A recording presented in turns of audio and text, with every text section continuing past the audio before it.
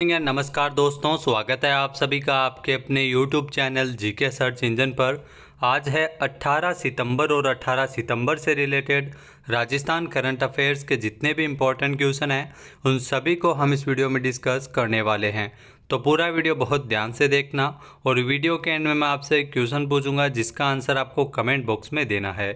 कल के वीडियो में मैंने आपसे एक क्वेश्चन पूछा था जो था राजस्थान का सबसे बड़ा कन्वेंशन सेंटर कहाँ पर बनाया जा रहा है। तो राजस्थान का सबसे बड़ा कन्वेंशन सेंटर है वो जोधपुर में बनाया जा रहा है, यानी कि बी ऑप्शन इसका बिल्कुल सही था। जिन दोस्तों ने बी ऑप्शन कमेंट बॉक्स में सही जवाब दिया था उनको हार्दिक शुभकामनाएं। जी हाँ, जोधपुर में प्रदेश का सबसे बड़ा कन्वेंशन सेंटर बनकर तैयार हो गया है। इसका जल्द ही सीएम अशोक गहलोत लोकार्पण करेंगे।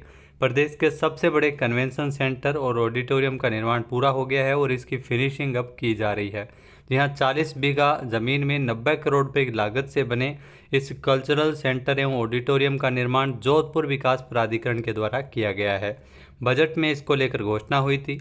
यह जयपुर के बिड़ला ऑडिटोरियम से भी बड़ा है। यहाँ बिड़ला ऑडिटोरियम में 1200 लोगों के बैठने की क्षमता है, वहीं इस नवनिर्मित ऑडिटोरियम में 1541 लोग बैठ सकेंगे। इतना ही नहीं, इस ऑडिटोरियम में अंतर्राष्ट्रीय सुविधाओं के साथ 500 लोगों के ठहरने की भी सुविधा है। तो चलिए स्टार्ट करते हैं आज के करंट अफेयर्स। पहला क्वेश्चन है, हाल ही में राजस्थान ग्रीन हाइड्रोजन नीति 2023 के प्रारूप का अनुमोदन किसके द्वारा किया गया है। तो ये बहुत ही महत्वपूर्ण क्वेश्चन है। राजस्थान ग्रीन हाइड्रोजन नीति 2023 का अनुमोदन सीएम अशोक गहलोत ने किया है, यानी कि सी ऑप्शन इस क्वेश्चन का बिल्कुल सही है।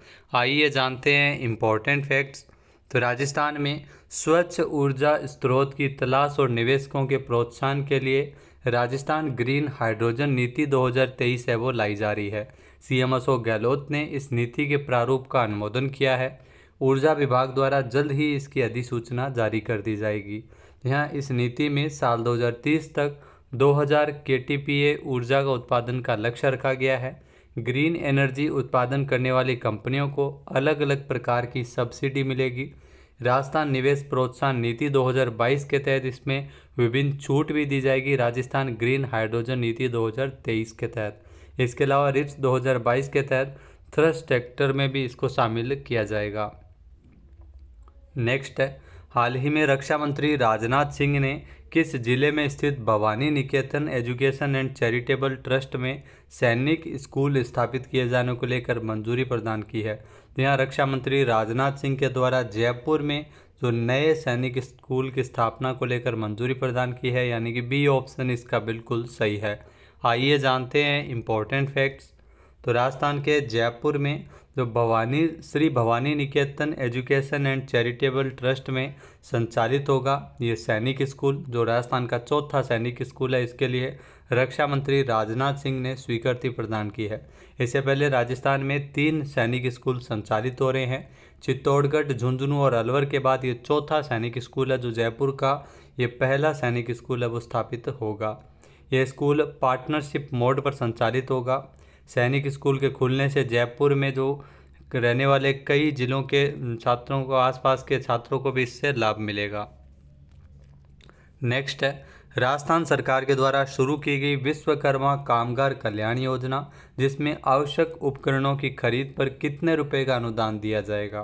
तो इसमें 5000 रुपये का अनुदान है वो दिया जाएगा, यानी कि बी ऑप्शन इस क्वेश्चन का बिल्कुल सही है। आइए जानते हैं इम्पोर्टेंट फैक्ट्स।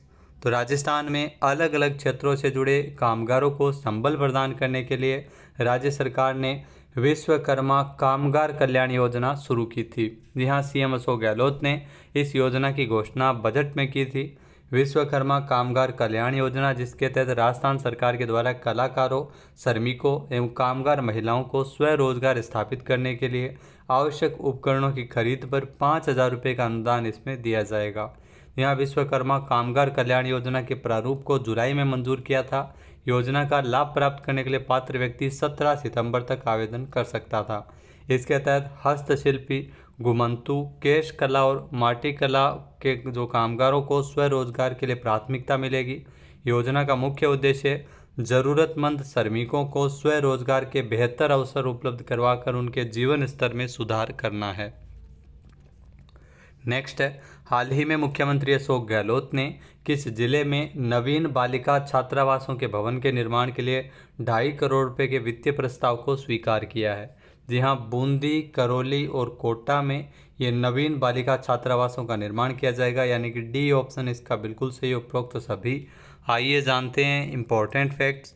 तो राज्य सरकार के द्वारा जो प्रदेश में बालिका शिक्षा को प्रोत्साहन देने के लिए महत्वपूर्ण फैसला लिया गया है। जी हाँ, विभिन्न जिलों में नवीन बालिका छात्रावासों के भवन निर्माण के लिए 2.5 करोड़ रुपए के वित्तीय प्रस्ताव को स्वीकार किया है। जी हाँ, इस स्वीकृति से बूंदी जिले के रायथल में, करौली के गुरदह में और कोटा के लोहावद में बालिका छात्रावासों का निर्माण किया जाएगा। प्रत्येक छात्रावास में 50-50 विद्यार्थियों की आवासीय क्षमता होगी। तो बजट में 2023-24 के बजट में इसको लेकर घोषणा हुई थी। नेक्स्ट है, 2 दिवसीय एलेट्स राष्ट्रीय राजस्व सम्मेलन जयपुर में कब आयोजित किया गया था? तो इस सम्मेलन का आयोजन 15 से लेकर 16 सितंबर तक हुआ था, यानी कि बी ऑप्शन इसका बिल्कुल सही है। आइए जानते हैं इम्पोर्टेंट फैक्ट्स। तो सार्वजनिक क्षेत्र की वित्तीय दक्षता को बढ़ाने के लिए नवीन दृष्टिकोणों की जांच करने के उद्देश्य से 15 सितंबर से ये 2 दिवसीय एलेट्स राष्ट्रीय राजस्व सम्मेलन है वो जयपुर में आयोजित हुआ।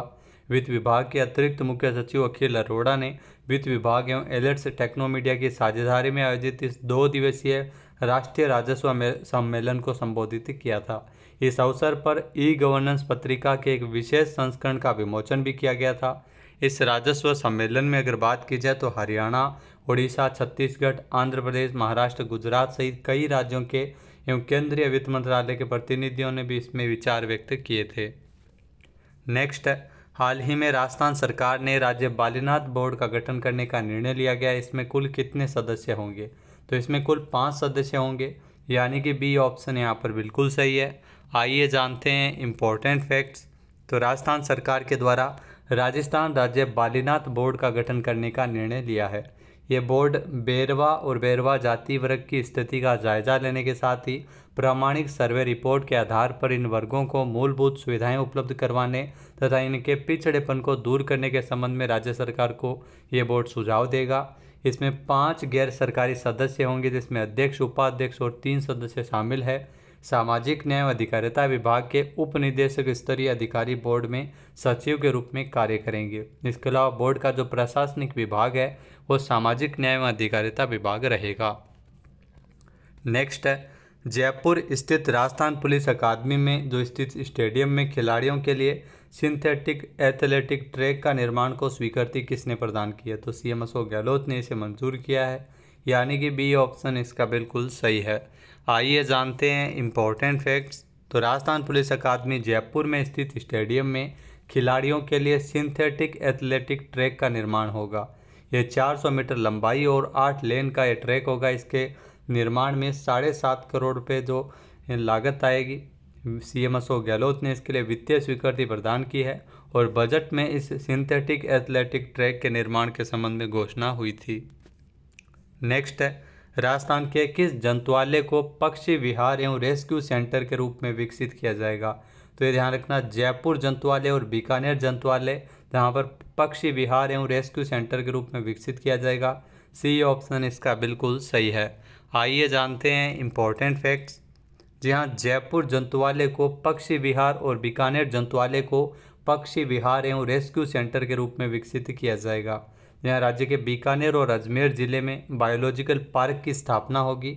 इसके अलावा सीएम अशोक गहलोत ने इन कार्यों के लिए 20 करोड़ रुपए के वित्तीय प्रस्ताव को स्वीकार किया है। इस स्वीकृति से वन्य जीवों के संरक्षण एवं संवर्धन को बढ़ावा मिल सकेगा और रेस्क्यू सेंटर के माध्यम से घायल पशु पक्षियों का त्वरित उपचार किया जा सकेगा और बजट में इसको लेकर घोषणा हुई थी। नेक्स्ट है, रेल मंत्रालय ने स्वच्छता पखवाड़ा 2023 कब से शुरू किया है? यहाँ रेल मंत्रालय की ओर से स्वच्छता पखवाड़ा 2023 की शुरुआत 16 सितंबर से की गई है। सी ऑप्शन इस क्वेश्चन का बिल्कुल सही है। आइए जानते हैं इम्पोर्टेंट फैक्ट्स। तो रेल मंत्रालय ने 16 सितंबर को स्वच्छता पखवाड़ा 2023 शुरू किया है। यहाँ स्वच्छता पखवाड़ा जो 16 सितंबर से लेकर 30 सितंबर तक रेल मंत्रालय है वो स्वच्छता पखवाड़ा मना रहा है, जिसमें अधिक भागीदारी और अधिक प्रभावी परिणाम सुनिश्चित करने के लिए जल शक्ति मंत्रालय द्वारा प्रत्येक मंत्रालय को स्वच्छता पखवाड़ा पुरस्कार प्रदान किए गए हैं। नेक्स्ट है, एयर इंडिया ने कितने हवाई अड्डों पर मेहमानों को व्यक्तिगत सहायता प्रदान करने के लिए प्रोजेक्ट अभिनंदन शुरू किया है? तो ये ध्यान रखना, एयर इंडिया के द्वारा 16 हवाई अड्डों पर मेहमानों को व्यक्तिगत सहायता प्रदान करने के लिए प्रोजेक्ट अभिनंदन शुरू किया है, यानी कि बी ऑप्शन इसका बिल्कुल सही है। आइए जानते हैं इम्पोर्टेंट फैक्ट्स। तो एयर इंडिया के द्वारा 16 हवाई अड्डों पर मेहमान हैं उनको व्यक्तिगत सहायता प्रदान करने के लिए प्रोजेक्ट अभिनंदन शुरू किया गया है। विशेष रूप से प्रशिक्षित एयर इंडिया के उन मेहमानों को हवाई अड्डे के टच पॉइंट पर ऑन ग्राउंड सहायता प्रदान करेंगे जिन्हें इनकी आवश्यकता हो सकती है। हवाई अड्डों में अहमदाबाद, बेंगलुरु, कालीकट, चेन्नई, दिल्ली, गोवा, गुवाहाटी, हैदराबाद, कोच्चि, कोलकाता, लखनऊ, मुंबई, नागपुर, पुणे, वाराणसी और विशाखापट्टनम ये शामिल है। अब बात करते हैं आज के हमारे क्विज की, जिसका आंसर आपको कमेंट बॉक्स में देना है। तो आज का क्विज है, हाल ही में राजस्थान मिशन 2030 अभियान कब तक चलेगा? एक बार फिर से सुनिएगा, राजस्थान मिशन 2030 अभियान को कब तक चलाया जाएगा? इसका सही आंसर आपको कमेंट बॉक्स में देना है। और अगर ये वीडियो आपको पसंद आए तो इसे लाइक और शेयर करना बिल्कुल ना भूलिएगा। चैनल पे नए हैं, सब्सक्राइब नहीं किया है तो अभी सब्सक्राइब बटन पर क्लिक करें। इस वीडियो की जो PDF फाइल है वो आप वीडियो के डिस्क्रिप्शन बॉक्स से डाउनलोड कर सकते हैं और इस क्वेश्चन का आंसर आप वोट करके भी कर सकते हैं। वीडियो देखने के लिए धन्यवाद। जय हिंद, जय भारत, जय राजस्थान।